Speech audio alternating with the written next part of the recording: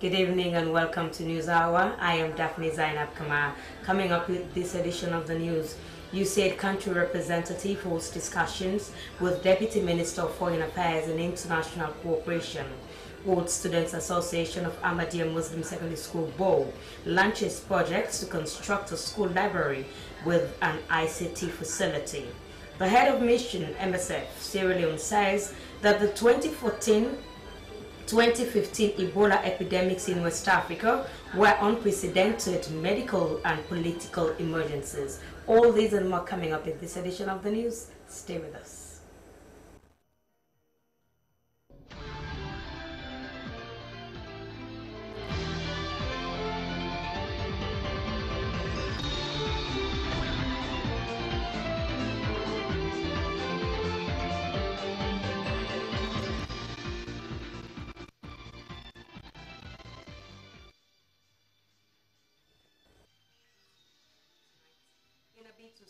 In government's new direction policy, the U.S. Agency for International Development, USAID, has introduced a new initiative called Road to Self-Reliance. The initiative is a strategy to reduce dependence on foreign assistance. USAID country representative Miriam Lutz made the disclosure during a courtesy call on the Deputy Minister of Foreign Affairs and International Cooperation, Nimatulai Ba-Chan. Hawanatu Conte filed this report. The United States Department for International Development country representative in Sierra Leone, Madam Miriam Lutz, explained that African countries will be able to lead their own development journey and overcome challenges encountered in the implementation process. She disclosed that the budget allocation by USAID to fund government projects in Sierra Leone for 2018-2019 has been increased to $21.4 million. Madam Lutz reminded the Deputy Minister that the development agreement between Sierra Leone and USAID will expire in December this year and therefore called for a joint review to incorporate emerging issues in the new agenda.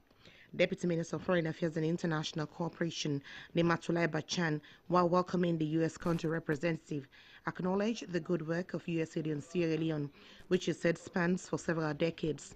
She said the journey to self-reliance strategy designed by USAID will help African countries monitor their position on the achievement of the 17 development goals. Mrs. Ba-Chan assured the envoy that Sierra Leone will use it as an effective development toolkit as it pursues President Bio's New Direction flagship projects. The Likokwe local strike action in Freetown has taken a different turn as the employment firm Excel Management Service Limited has in a press release referred to the lecturers' strike action as illegal.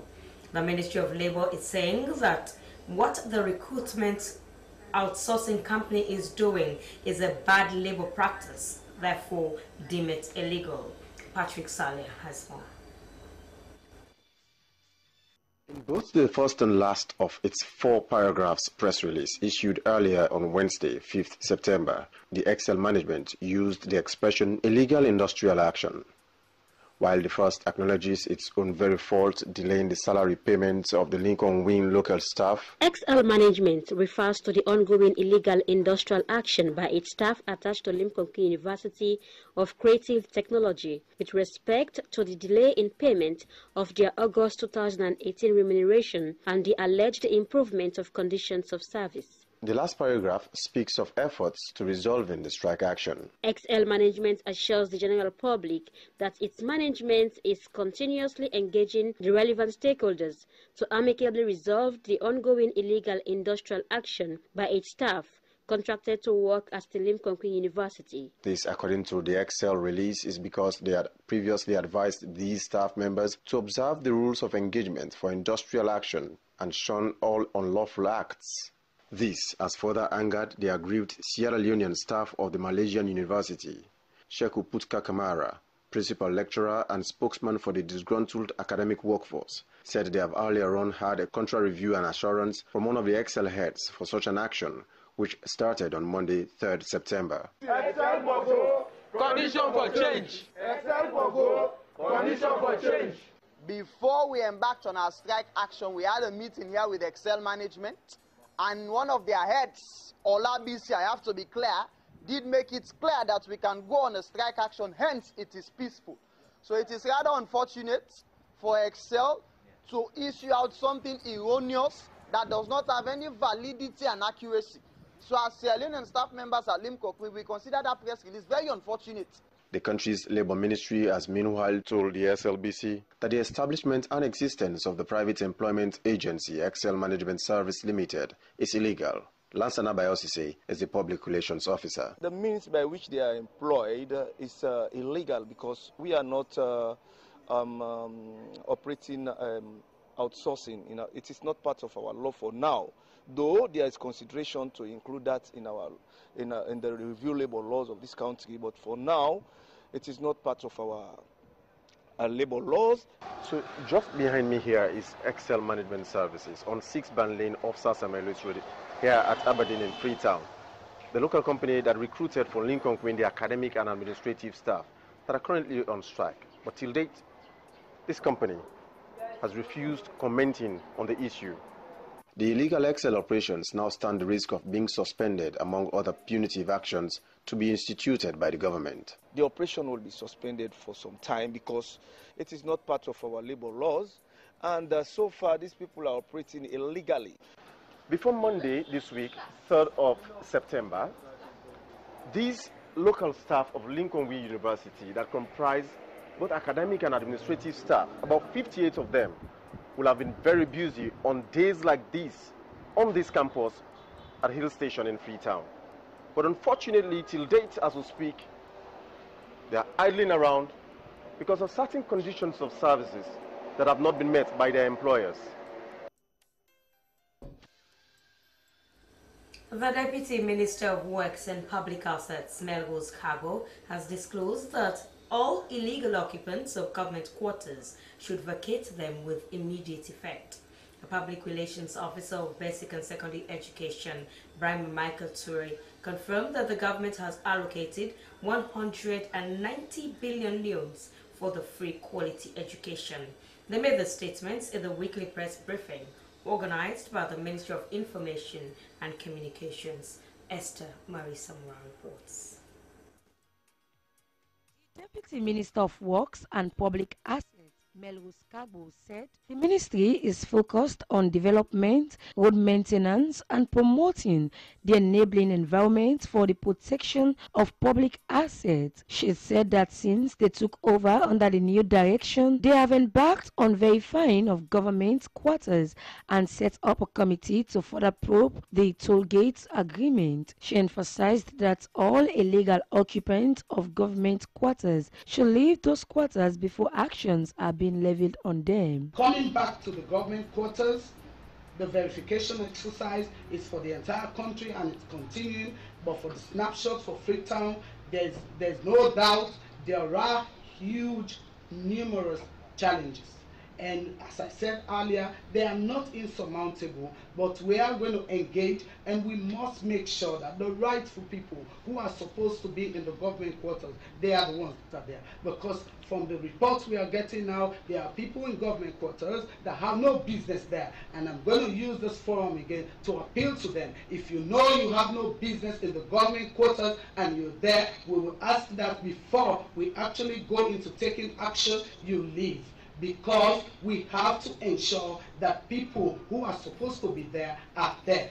During the press conference, the Public Relations Officer of Basic and Secondary Education, Brahma Michael Ture, confirmed that the free quality education will commence on September 17th. 43 billion loans has been allocated for tuition fee, with 5 core textbooks, pens and pencils for school kids. Just looking at the bold steps that the administration has taken within the last few months, supplemental budget, 190 billion loans allocated to the Ministry of Education and 119.7 going to primary schools, pre-primary and primary schools, and then 71.2 million going to senior secondary schools.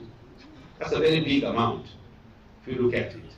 And so those are the steps that we must probably begin to look at to see how serious the administration is in terms of improving the quality of education. This is the first time after several years that a government is implementing a free quality education, and he commended the government for such a brave and laudable move.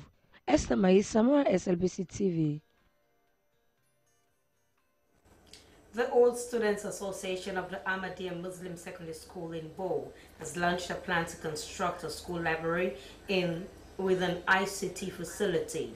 The project, which was launched at the British Council Auditorium, is aimed at improving the standard of learning in line with ICT needs of students. Doreen Barry reports. The Ahmadiyya Muslim Secondary School in Bo is the first Muslim school to be established in Sierra Leone in 1960. The school is known for its excellent performances in the sciences.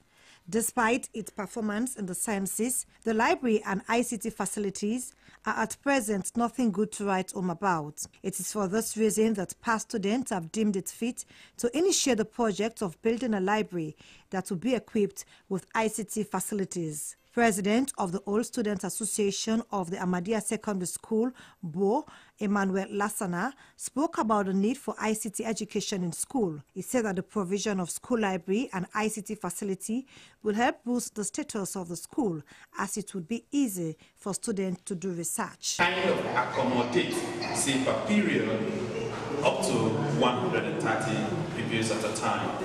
That is much for the library. And then for the ICT lab, we want to be sure that it can accommodate up to 98 pupils at a given time. A past student of the Ahmadiyya Muslim Secondary School, Teddy Fode Musa, said the school has been outstanding in public exams, especially in the Bo district, and all pupils they have paid back. Officially launching the project, Special Advisor to the President on Science and Innovation, David Senge, commended the past Students Association of Ahmadiyya Bo for such a laudable venture. He spoke about the importance of having modernized ICT facilities and a library which would help ease the burden on students to do their research. The Minister of Energy, Kanja Sise, spoke about the relevance of science, adding that the new facilities if added would enable students perform well in their academic pursuits. The head of Mission MSF Sierra Leone, Frank Lefebvre, has said that the 2014-2015 Ebola epidemics in West Africa were unprecedented medical and political emergencies. He made the statement when distributing a book to former workers of MSF in Bo, southern Sierra Leone. The book, authored by MSF Belgium on its contribution in combating the Ebola epidemic in Africa, is titled The Politics of Fear. Aruna Patikama was there and filed in this report. The edition of the book, titled The Politics of Fear, to former workers of MSF was to appreciate them for the sacrifices they made in the fight against Ebola and to continue to engage, especially those who worked with them during the outbreak.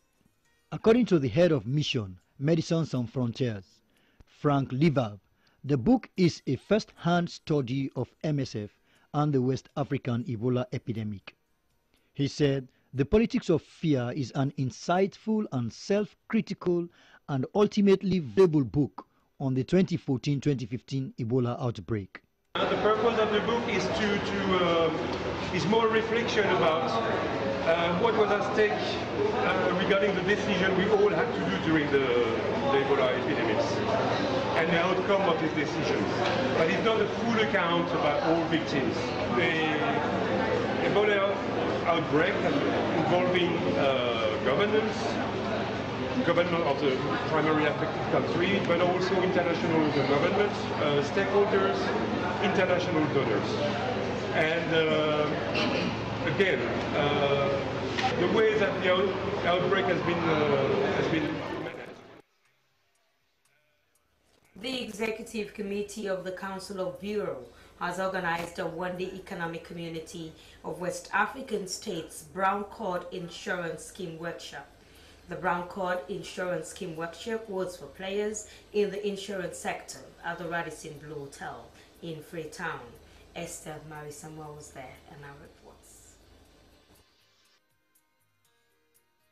The main objective of the scheme is to assure victims of road accidents a prompt and fair compensation of damages caused by non-resident motorists from ECOWAS member states visiting their territory. The workshop caters for more knowledge on the importance of the brown card. Commissioner of Insurance Augustus A. Kanu said since the brown card was established in West Africa, it has played a pivotal role in the free movement of goods and passengers in the sub-region because motorists know that there are national bureaus in each country in the sub-region that are always there for them if they get involved in motor road accidents in the country visited. He explained more.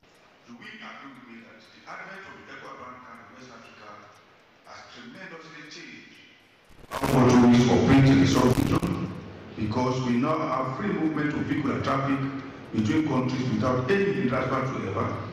And when there is a auto accident claim against a foreign motorist, the National Bureau in which the accident occurred will immediately take over the processing of the claim from the foreign driver on behalf of the insurance company that issued a brown card.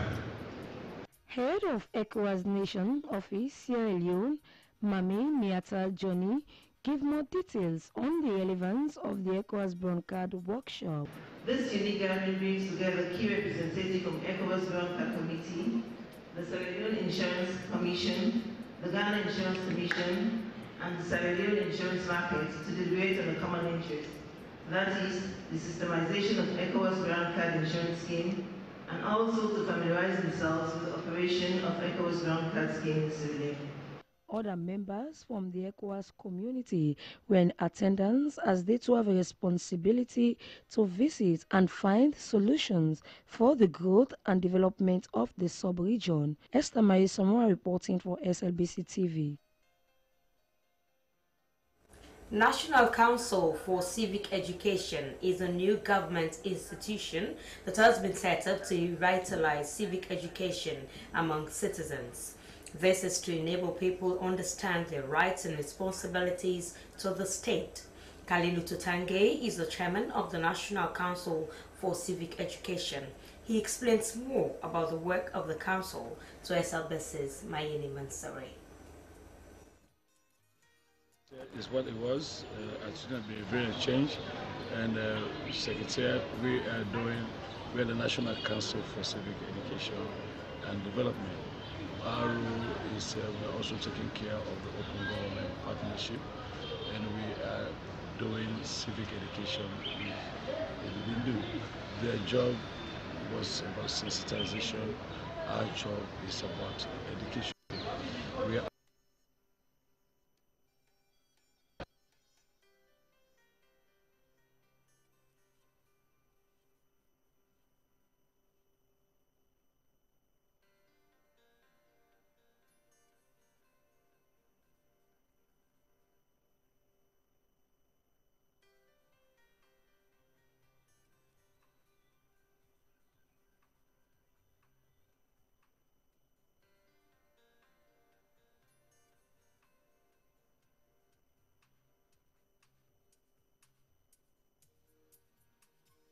Can you tell us your name and designation? My name is Kalilu Ibrahim Tutange. I'm the Chairman, National Council for Civic Education and Development. Okay, so what is the difference between this organization of yours and the ABC Secretariat? The ABC Secretariat is what it was. It shouldn't be a very change. And Secretariat, we are the National Council for Civic Education and Development. Our role is we're also taking care of the Open Government Partnership, and we are doing civic education we do. Their job was about sensitization. Our job is about education. We are approaching our responsibilities differently. One of the things that we are doing is that we have put together a steering committee, a wholly inclusive national steering committee that has all of the four political parties in parliament, that has several MDAs and rights organizations and and human rights organizations and some advocacy groups, and they are all sitting on the steering committee, which is actually the governing body of the National Council for Civic Education and Development. And we have put together, we are in the process of putting together a national strategic plan, and which will deal with issues like open government and civic engagement and participation. We are doing process education. We want the people of Sierra Leone to understand the process of government, what are the institutions of government, and how the processes work, demystify government to the people of Sierra Leone. Also, we are going to do a number of things that will help to deepen our democracy. We want the people of Sierra Leone to understand their rights, their roles as citizens, and their obligations in citizenship. Basically, what we're trying to do is to get people to understand what is the real meaning of citizenship. Chairman of the National Council for Civic Education, Kalilu Tutange. The Inspector General of Police, Richard Moigbe, has said that the Sierra Leone Police Peacekeeping and Law Enforcement Academy is near completion. The Tertiary Education Commission has certified and recognized the Sierra Leone Police Peacekeeping and Law Enforcement Academy to commence the 2018-2019 academic year. The Sierra Leone Police held an emergency press briefing at their headquarters at George Street to break the news that the Tertiary Education Commission has accredited the academy. Doreen Barry reports. Will not only empower police officers in Sierra Leone, but the sub-region and the general public. Courses on professional policing and academy programs will be offered in the academy. The Inspector General of Police, Richard Moigbe, said the academy is aimed at creating an opportunity for more police officers to build on their skills and be empowered on policing activities. He said that the academy is almost complete and will begin full operations during this 2018 school academic year. He said that the academy will be open to police officers within the sub-region and the public. We've been on it over a decade. We have tried, and it is now we have really achieved almost 95% of what we want, the establishment of an academy. He said that the Sierra Leone Police Peacekeeping and Enforcement Academy will have different campuses with its headquarters at Macomb in Makening. Principal of the Police Peacekeeping and Law Enforcement Academy, AIG Aya Komba, disclosed that the academy has many facilities for students to undertake their courses in a more confined learning environment. He said that the academy have trained and qualified tutors, including international experts, that will be coming in to help with lectures. In another development, the regional security officer at the American Embassy has bid farewell to the management team of the Sierra Leone Police. According to the outgoing regional security officer, Sin Ned, he has spent 3 years in Sierra Leone. We spoke about plans to continue the good bilateral relationship and training programs for police personnel. The Inspector General of Police, Richard Moigbe, commended the outgoing regional security officer for his tremendous support towards the police force and promised to work with his successor. Time now for the sports update. We go over to Esther Barisa.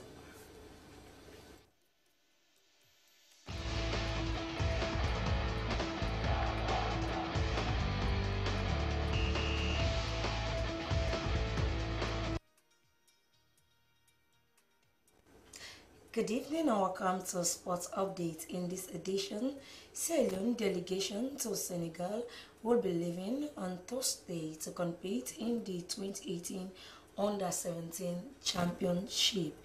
This is in readiness for the Youth Championship in Senegal.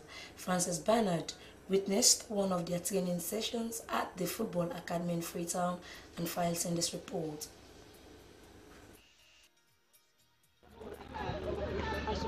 From the background, the Under-17 team is training ahead of the junior competition, which will be held in September, where the head coach, Coach Tito Cole is here and will tell us more about their preparations ahead of the competition. I can see your team, the under-17 team, is training. What are you training for? Well, we are training to go for the WAFU Senegal to qualify the team for the Nations Cup in Tanzania. Okay. Before you go to this competition, there is a rule that you have to do an MRI scan. You know, what's your hope, even as you are waiting for your players' result to come out? Well, I'm 100% confident that the result will be good for me, because according to the way I screen the boys, at first when we start, the number was so large. I have like 116, but I screened until I have about 45. Then I went to the provincial area and get some boys from the provinces too. Okay, so so far, how has it been like, the training? Well, it is nice. Everything is in good order. Everything is good. The boys are coping now, and as I just said, I'm 100% confident that the result will be good for us. It's been a while that under-17 team for Sierra Leone has not been taking part in any competition. How confident are you that if you have the number after the MRI scan result is out, if you have the number, that you go out there and make Sierra Leone proud? I'm 100% confident. At first, I was thinking that we will not make it. But due to the way I screamed the boys, I look for the younger one. I send most of the older boys home. I'm 100% confident that the result will be nice, and then we'll go to qualify the team. Presently, everything is okay. Everything is okay, man. Everything is okay. We are just waiting for the final result. Maybe, hopefully, in the evening today, we'll get the final result and announce the final result. All the best to the delegation as they depart Sierra Leone. And in the international scene, Best FIFA Football Awards 2018, Lionel Messi, Cristiano Ronaldo makes shortlist with Mo Salah and Luka Modric.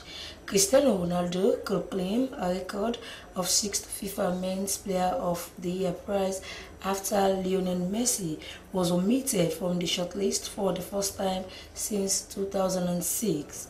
Ronaldo and Messi have both won the prize 5 times, but the Barcelona and Argentine forward was overlooked on this occasion, with Luka Modric and Mohamed Salah in contention.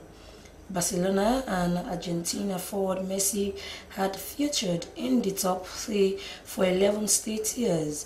He was runner-up in 2007 and 2008 before winning the title for the first of 5 years in 2009.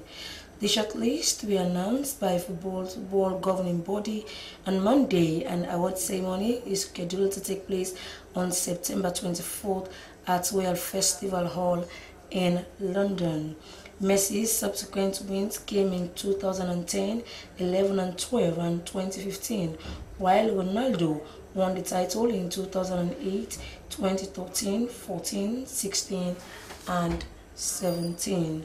The award was first introduced as the FIFA World Player of the Year prize in 1991 to 2009 before becoming the Ballon d'Or 2010 to 2015 and subsequently part of FIFA's The Best Award. So the 3 have been shortlisted: Cristiano Ronaldo, Luka Modric and Mo Salah, with no Lionel Messi. That's all for sport tonight. I am Esther Maisama. Thanks for watching.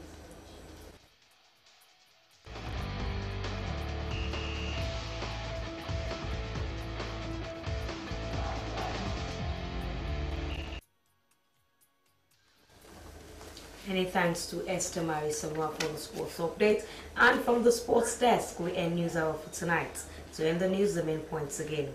USAID country representative has held discussions with the Deputy Minister of Foreign Affairs and International Cooperation, Nimatulai Ba-Chan. The Old Students Association of Ahmadiyya Muslim Secondary School Bo has launched a project to construct a school library with an ICT facility. And the head of mission MSF Sierra Leone has said that the 2014-2015 Ebola epidemics in West Africa were unprecedented medical and political emergencies. Well, that's all in the news for tonight. Thanks for your company. Have a glorious evening. Good night.